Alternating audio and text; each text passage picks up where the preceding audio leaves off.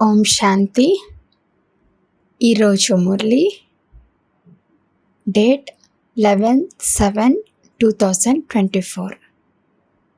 బాబా చెప్తున్నారు, మధురమైన పిల్లలు, స్తబ్ద అవస్థ కలవారిగా అనగా అశరీరులుగా అయ్యేందుకు ఇప్పుడిది సమయము. ఈ అవస్థలోనే ఉండే అభ్యాసంను చేయండి. ప్రశ్న: అన్నిటికన్నా ఉన్నతమైన గమ్యం ఏమిటి? అది ఎలా ప్రాప్తిస్తుంది? జవాబు: సంపూర్ణ నిర్వీకారి దృష్టి కలవారిగా అవ్వాలి. ఇదే ఉన్నతమైన గమ్యం. కర్మేంద్రియాలలో ఏమాత్రము చంచలత్వం రాకూడదు. అప్పుడే సంపూర్ణ నిర్వీకారి దృష్టి కలవారిగా అవుతారు. ఎప్పుడైతే ఇటువంటి అవస్థ ఏర్పడుతోందో అప్పుడు విశ్వరాజ్యాధికారం లభించగలదు. ఉన్నతిలోకి వెళ్తూ ఉంటే వైకుంఠ రసాన్ని ఆస్వాదిస్తారు అని అంటూ ఉంటారు కూడా. అనగా రాజులకే రాజులుగా అవుతారు, లేకపోతే ప్రజలుగా అవుతారు. ఇప్పుడు చెక్ చేసుకోండి, నా వృత్తి ఎలా ఉంది? ఎటువంటి పొరపాట్లు జరగటం లేదు కదా? ఓం శాంతి. ఆత్మాభిమానులుగా అయి కూర్చోవాలి. స్వయాన్ని ఆత్మగా భావించండి అని తండ్రి పిల్లలకు అర్థం చేయిస్తున్నారు. ఇప్పుడు బాబా ఆల్రౌండర్ దాదీని అడుగుతున్నారు, సత్యుగంలో ఆత్మాభిమానులుగా ఉంటారా లేక దేహాభిమానులుగా ఉంటారా? అక్కడైతే ఆటోమేటిక్గా ఆత్మాభిమానులుగా ఉంటారు. గడియ గడియ స్మృతి చేయవలసిన అవసరం ఉండదు. అయితే అక్కడ ఏమని భావిస్తారంటే, ఇప్పుడు ఈ శరీరం పెద్దది అయింది, ఇప్పుడిక దీన్ని వదిలి కొత్త శరీరాన్ని తీసుకోవాలి. ఏ విధంగా సర్పం యొక్క ఉదాహరణ ఉందో అదే విధంగా ఆత్మ కూడా ఈ పాత శరీరాన్ని వదిలి కొత్త ధనాన్ని తీసుకుంటుంది. భగవంతుడు ఉదాహరణలు ఇచ్చి అర్థం చేయిస్తారు. మీరు మనుషులందరికీ జ్ఞానాన్ని బూబూ చేస్తూ తమ సమానంగా జ్ఞానవంతులుగా తయారు చేయాలి. తద్వారా వారు ఫరిస్తాలుగా నిర్వీకారి దేవతలుగా అవుతారు. మనుషుల నుండి దేవతలుగా తయారు చేయటమే ఉన్నతమైన చదువు. మనుషుల నుండి దేవతలుగా తయారు చేశారు అని అంటూ ఉంటారు కూడా. అలా ఎవరు తయారు చేశారు? దేవతలైతే అలా తయారు చేయలేదు. భగవంతుడే మనుషులను దేవతలుగా తయారు చేస్తారు. మనుషులకు ఈ విషయాల గురించి తెలియదు. మీ లక్ష్యము ఉద్దేశము ఏమిటి అని మిమ్మల్ని అన్ని చోట్ల అడుగుతూ ఉంటారు. మరి అలాంటప్పుడు మీ లక్ష్యము ఉద్దేశంను వివరిస్తూ ఒక చిన్న కరపత్రం ఎందుకు ముద్రించబడి ఉండకూడదు? ఎవరైనా అడిగితే వారికి ఆ కరపత్రంను ఇచ్చినట్లయితే వారు దాని ద్వారా అర్థం చేసుకుంటారు. బాబా అయితే చాలా బాగా అర్థం చేయించారు. ఈ సమయంలో ఇది కలియుగము, పతిత ప్రపంచం. ఇందులో అపారమైన దుఃఖాలు ఉన్నాయి. ఇప్పుడు మనం మనుషులను సత్యుగ పావన మహా సుఖధామంలోకి తీసుకువెళ్ళే సేవను చేస్తున్నాము, లేక ఆ దారిని తెలియచేస్తున్నాము. మనము అద్వైత జ్ఞానాన్ని ఇస్తున్నామని కాదు. వారైతే శాస్త్రాల జ్ఞానాన్ని అద్వైత జ్ఞానంగా భావిస్తారు. వాస్తవానికి అది అద్వైత జ్ఞానమేమీ కాదు. అద్వైత జ్ఞానము అని రాయటం కూడా తప్పే. మనుషులకు దీనిని స్పష్టం చేసి అర్థం చేయించాలి. మన ఉద్దేశము ఏమిటి అని ఎవరైనా వెంటనే అర్థం చేసుకోగలిగేలా వివరణ రాయబడి ఉండాలి. కలియుగ పతిత భ్రష్టాచారి మనుషులను మనము అపారమైన దుఃఖాల నుండి విడిపించి సత్యుగ పవిత్ర శ్రేష్టాచారి అపార సుఖాల ప్రపంచంలోకి తీసుకువెళ్తాము. బాబా ఇటువంటి వ్యాసములను పిల్లలకు ఇస్తారు. దీనిని స్పష్టంగా రాయాలి. అన్ని చోట్ల మీరు రాసింది ఉండాలి. వెంటనే దాన్ని తీసి ఇవ్వాలి.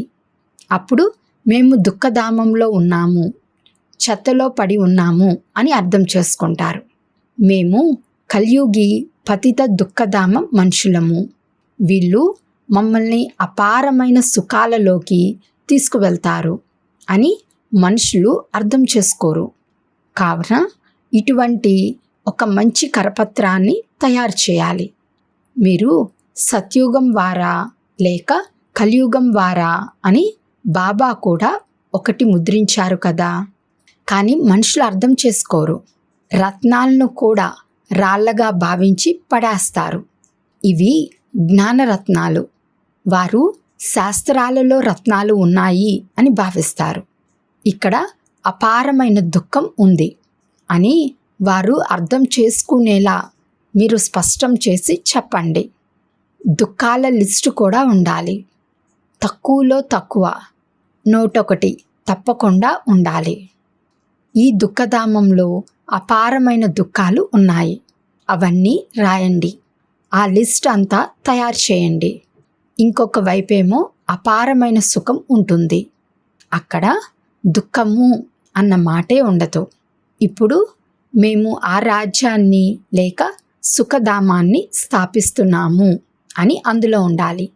అప్పుడు వెంటనే మనుషుల నోరు మూసుకుపోతుంది. ఈ సమయంలో ఇది దుఃఖధామము అని ఎవ్వరూ భావించరు. వారు దీనినే స్వర్గంగా భావిస్తూ కూర్చున్నారు. పెద్ద పెద్ద మహళ్ళు, కొత్త కొత్త మందిరాలు మొదలైన వాటిని నిర్మిస్తూ ఉంటారు. ఇవన్నీ అంతమైపోనున్నాయి అని వారికి తెలియదు. వారికి లంచం డబ్బు అయితే ఎంతో లభిస్తుంది. అవన్నీ మాయకు సంబంధించిన సైన్స్ యొక్క అహంకారము. మోటార్లు, విమానాలు మొదలైనవన్నీ మాయ యొక్క షో అని బాబా అర్థం చేయించారు. తండ్రి ఎప్పుడైతే స్వర్గస్థాపనను చేస్తారో అప్పుడు మాయ కూడా తన ఆడంబరాన్ని చూపిస్తుంది. ఇది కూడా నియమము. దీనినే మాయ ఆడంబరము అని అంటారు. ఇప్పుడు పిల్లలైన మీరు మొత్తం విశ్వమంతటిలోనూ శాంతిని స్థాపన చేస్తున్నారు. ఒకవేళ మాయ ఎక్కడైనా ప్రవేశిస్తే పిల్లలకు మనసులో తింటూ ఉంటుంది. ఎప్పుడైనా ఎవరైనా ఎవరి నామరూపాల్లోనైనా చిక్కుకుంటే వీరు వికారీ దృష్టి కలవారు అని తండ్రి అర్థం చేయిస్తారు. కలియుగంలో క్రిమినలైజేషన్ ఉంది. సత్యుగంలో సివిలైజేషన్ ఉంటుంది. ఈ దేవతలు ముందుకు వెళ్ళి అందరూ తల వంచి నమస్కరిస్తారు. మీరు నిర్వీకారులు, మేము వికారులము అని అంటారు. అందుకే తండ్రి అంటారు, ప్రతి ఒక్కరూ తమ అవస్థను చూసుకోండి.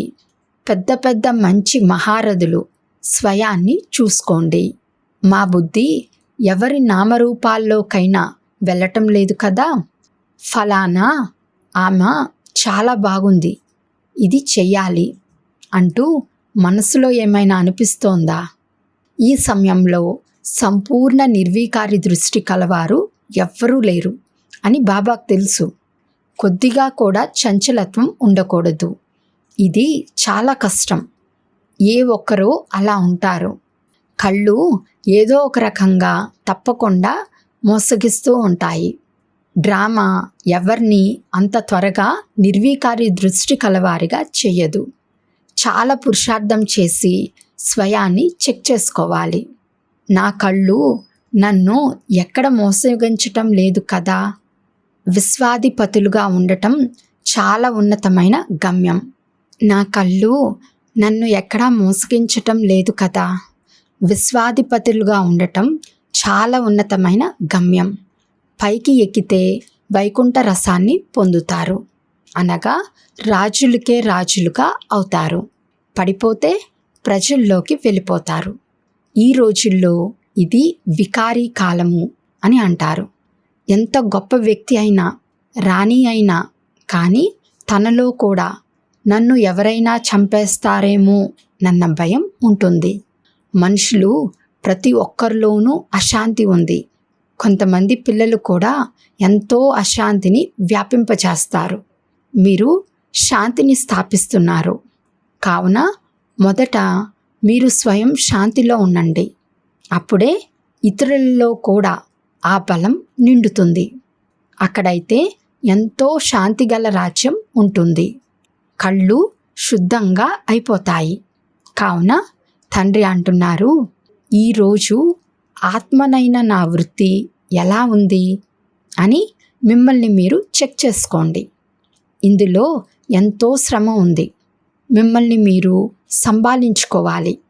అనంతమైన తండ్రికి కూడా ఎప్పుడూ నిజం చెప్పరు. అడుగు అడుగుల్లోనూ పొరపాట్లు జరుగుతూ ఉంటాయి. కొద్దిగా అశుద్ధ దృష్టితో చూసిన పొరపాటు జరిగిన వెంటనే నోట్ చేసుకోండి. ఎప్పటి వరకైతే పూర్తి పొరపాట్లు లేని వారిగా అవ్వరో అప్పటి వరకు 10-20 పొరపాట్లయితే రోజు చేస్తూనే ఉంటారు. కానీ ఎవ్వరూ సత్యం చెప్పరు. దేహాభిమానం వల్ల తప్పకుండా ఏవో పాపాలు జరుగుతూ ఉంటాయి. అది లోపల తింటూ ఉంటుంది. కొందరైతే పొరపాటు అని దేనినంటారో కూడా అర్థం చేసుకోరు. జంతువులు ఏమైనా అర్థం చేసుకుంటాయా? మీరు కూడా ఈ జ్ఞానానికి ముందు కోతి బుద్ధి కలవారిగా ఉండేవారు. ఇప్పుడు కొందరు 50%, కొందరు 10%, కొందరు మరికొంత మారుతూ ఉంటారు. ఈ కన్నులైతే ఎంతగానో మోసగిస్తూ ఉంటాయి. అన్నిటికన్నా చురుకైనవి ఈ కళ్ళే. తండ్రి అంటారు, ఆత్మైన మీరు అశరీరిగా వచ్చారు. అప్పుడు శరీరం లేదు. ఇప్పుడు ఏ శరీరంను తీసుకుంటామో, ఏ సంబంధంలోకి వెళ్తామో మీకేమైనా తెలుసా? ఏమీ తెలియదు. గర్భంలో అంతా నిశ్శబ్దంగానే ఉంటుంది. ఆత్మ పూర్తిగా స్తబ్దంగా అయిపోతుంది. ఎప్పుడైతే శరీరం పెద్దదిగా అవుతోందో అప్పుడు తెలుస్తుంది. కావున మీరు ఈ విధంగా తయారై వెళ్ళాలి. ఇప్పుడిక ఈ పాత శరీరాన్ని వదిలి మనం వెళ్ళాలి. మళ్ళీ ఎప్పుడైతే శరీరాన్ని తీసుకుంటారో అప్పుడు స్వర్గంలో తమ పాత్రను అభినయిస్తారు. ఇప్పుడు ఇది స్తబ్దంగా అయ్యే సమయం. ఆత్మ సంస్కారాలు తీసుకువెళ్ళిన ఎప్పుడైతే శరీరం పెద్దదవుతోందో అప్పుడు సంస్కారాలు ఇమర్జ్ అవుతాయి. ఇప్పుడు మీరు ఇంటికి వెళ్ళాలి. అందుకే పాత ప్రపంచం యొక్క ఈ శరీరం యొక్క బాణాన్ని తొలగించి వేయాలి. ఏమీ గుర్తుండకూడదు. ఎంతో పథ్యం పాటించాలి. లోపల ఏదైతే ఉంటుందో అదే బయటకు వస్తుంది. శివబాబా లోపల కూడా జ్ఞానం ఉంది. నాకు కూడా పాత్ర ఉంది. జ్ఞానసాగరుడు అని నా గురించి అంటారు. మహిమను గానం చేస్తారు. కానీ అర్థమేమీ అర్థం చేసుకోరు. ఇప్పుడు మీరు అర్థసహితంగా తెలుసుకున్నారు. ఇప్పుడు తండ్రి ఎంత వివేకవంతులుగా తయారు చేస్తారు. మనుషుల వద్ద అయితే కోటాను కోట్లు ఉన్నాయి. ఇదంతా మాయ ఆడంబరమే కదా. సైన్స్లో మనకు ఉపయోగపడే వస్తువులు ఏవైతే ఉంటాయో అవి అక్కడ కూడా ఉంటాయి. వాటిని తయారు చేసేవారు అక్కడకు కూడా వెళ్తారు. కానీ వారు రాజులుగా అయితే అవ్వరు. వీరంతా చివరిలో మీ వద్దకు వస్తారు మరియు ఇతరులకు కూడా నేర్పిస్తారు. ఒక్క తండ్రి నుండి మీరు ఎంతమంది నేర్చుకుంటారు? ఒక్క తండ్రే ప్రపంచాన్ని ఎలా ఉన్నదని ఎలా తయారు చేస్తారో చెప్తారు. ఇన్వెన్షన్ ఎల్లప్పుడూ ఒక్కరే కనుగొంటారు. ఆ తర్వాత దాన్ని వ్యాపింపచేస్తారు. బాంబులను తయారు చేసేవారు కూడా మొదట ఒక్కరే ఉండేవారు. దీని ద్వారా ప్రపంచం వినాశనమైపోతుంది అని భావించారు. ఆ తర్వాత ఇంకా తయారు చేయటం మొదలుపెట్టారు. అక్కడ కూడా సైన్స్ అయితే కావాలి కదా. ఇంకా సమయం ఉంది. నేర్చుకుని తెలివైన వారిగా అయిపోతారు. తండ్రి పరిచయం లభించాక ఇక స్వర్గంలోకి వచ్చి పనివారిగా అవుతారు. అక్కడ అన్ని సుఖపు విషయాలే ఉంటాయి. సుఖధామంలో ఏదైతే ఉండేదో అది మళ్ళీ ఉంటుంది. అక్కడ రోగము దుఃఖం యొక్క విషయం ఏది లేదు. ఇక్కడైతే అపారమైన దుఃఖం ఉంది. అక్కడ అపారమైన సుఖం ఉంటుంది. ఇప్పుడు మనం అది స్థాపిస్తున్నాము. దుఃఖహర్త సుఖకర్త ఒక తండ్రే. మొదట స్వయాంది కూడా అటువంటి అవస్థ ఉండాలి. కేవలం పాండిత్యం ఉండటం కాదు. ఇలా ఒక్క పండితుని కథ ఉంది. రామనామాన్ని జపిస్తే నదిని దాటివేయవచ్చు అని అన్నారు. అది ఈ సమయంలోని విషయమే. మీరు తండ్రి స్మృతిలో విషయసాగరం నుండి క్షీరసాగరంలోకి వెళ్ళిపోతారు. ఇక్కడ పిల్లలైన మీ అవస్థ చాలా బాగుండాలి. యోగబలం లేకపోతే, అశుద్ధ దృష్టి ఉన్నట్లయితే వారి బాణం తగలదు. కళ్ళు శుద్ధంగా ఉండాలి. తండ్రి స్మృతిలో ఉంటూ ఎవరికైనా జ్ఞానాన్ని ఇచ్చినట్లయితే బాణం తగులుతుంది. జ్ఞానం అనే ఖడ్గంలో యోగం అనే పదును కావాలి.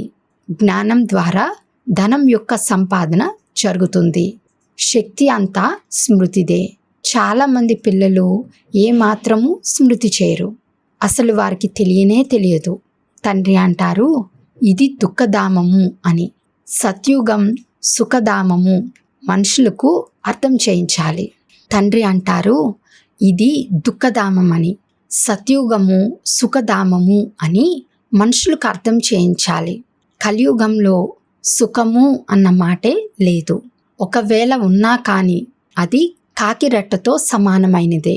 సత్యుగంలో అయితే అపారమైన సుఖం ఉంది. మనుషులు దాన్ని అర్థం చేసుకోరు. ముక్తి కొరకే కష్టపడుతూ ఉంటారు. జీవన్ముక్తి గురించి అయితే ఎవ్వరికీ తెలియనే తెలియదు. మరి వారు జ్ఞానాన్ని కూడా ఎలా ఇవ్వగలరు? వారు రావటమే రజోప్రధాన సమయంలో వస్తారు. కావున వారు రాజయోగాన్ని ఎలా నేర్పించగలరు? ఇక్కడి సుఖం కాకిరెట్టతో సమానమైనది. రాజయోగం ద్వారా ఏమి జరిగింది అన్నది కూడా వారికి తెలియదు.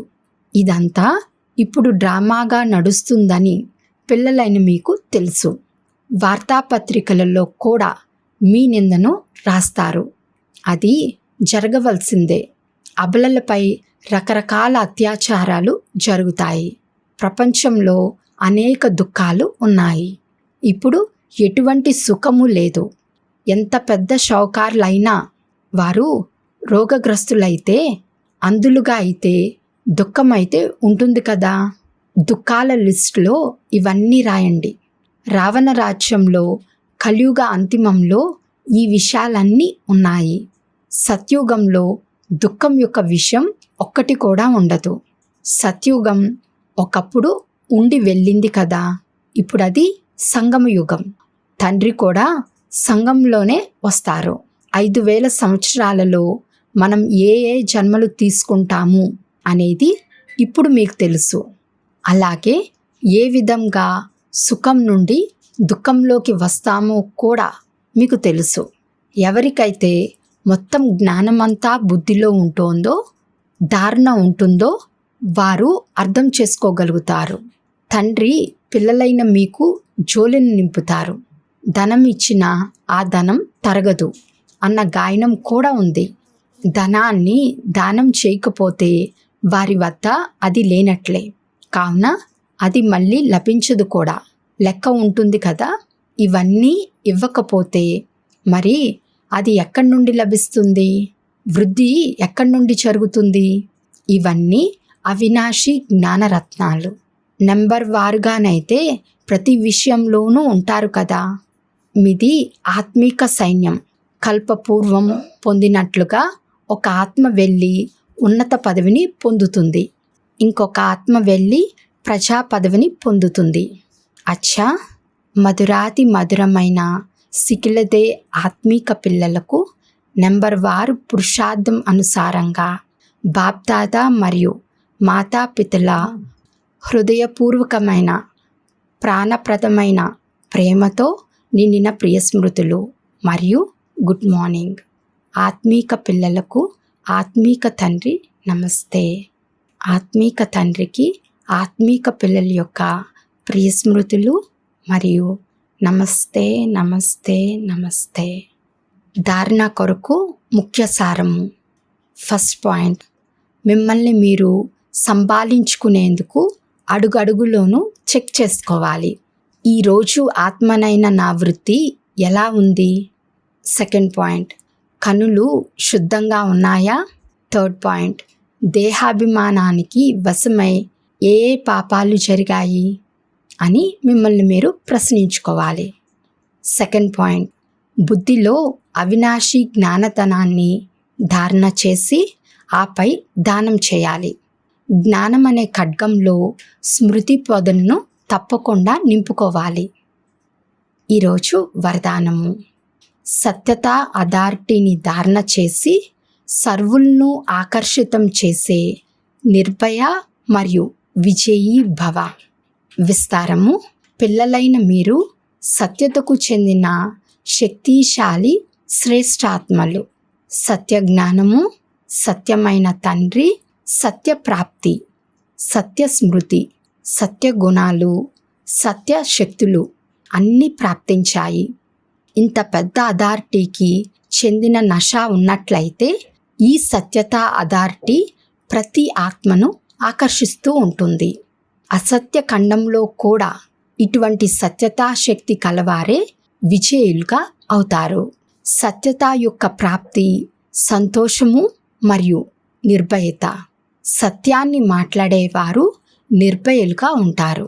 వారికి ఎప్పుడూ భయం కలగదు. స్లోగన్: వాయుమండలాన్ని పరివర్తన చేయటానికి సాధనము పాజిటివ్ సంకల్పాలు మరియు శక్తిశాలి వృత్తి. అచ్చా. ఓం శాంతి.